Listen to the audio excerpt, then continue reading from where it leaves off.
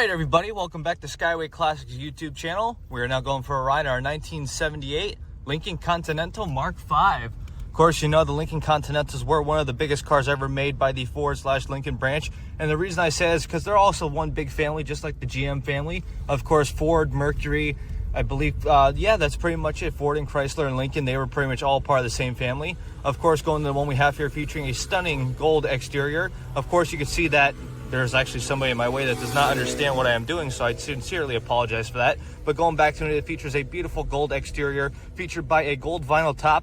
And the reason it is the coolest thing about it is the fact that it's actually not a full vinyl top, but a partial vinyl top, as seen in a lot of Continentals we have had, and actually the ones in person.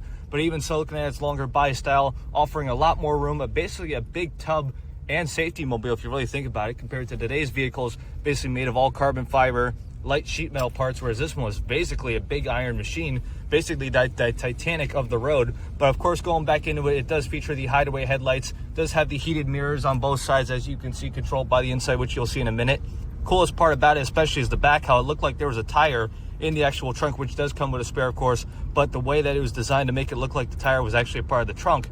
But as we move on to the inside, you will see it also has a matching gold interior, more of like a tan and gold mixture to really make it make sense. Of course, they did come as an automatic on the column. One of the coolest things about the interior was the turn signal switch was also the adjustable column. So of course, if you need the extra leg room, such as myself, it did come in handy. But as we look at the cluster, you will see that it features a clock with the Roman numerals, the actual indicator in the middle, followed by the speedometer, which, as along the side here, you have your gas gauge. You even have your miles still empty, which we probably should have put a little more gas in it before we took off, and your FM AM radio with the 8-track player. For those who do not know what the 8-track is actually the previous form of cassette or CD, but of course it's always nice to have in it to show the true originality of the car.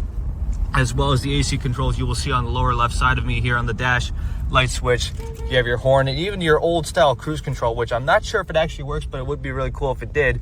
But even looking at the seats, it has that flying cloth material, even having the little console here for own personal items, as well as the back seat with the fold down console for armrest and all that other stuff. But even so, looking at the engine bay, to power this big machine features a 460 Lincoln style motor. Of course, you will see that is painted in blue, just like I said, related to the Ford Mercury family there.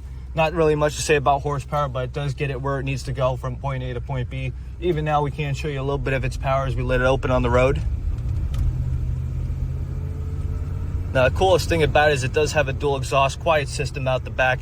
Doors are pretty good underneath pretty solid, especially when you're driving a car like this. You know you're going to ride in comfort. Even right now, cruising at an altitude of about 45 miles to 50 miles an hour, you can hear it. Pretty good. Suspension right on point there. Steering is pretty good. You got no shakes in the wheel, but even so, it handles just as well as a car should. But as for now, though, we are just going to get it turned around and up on the lift. So if you have a moment, folks, please stay tuned with us to see the underneath.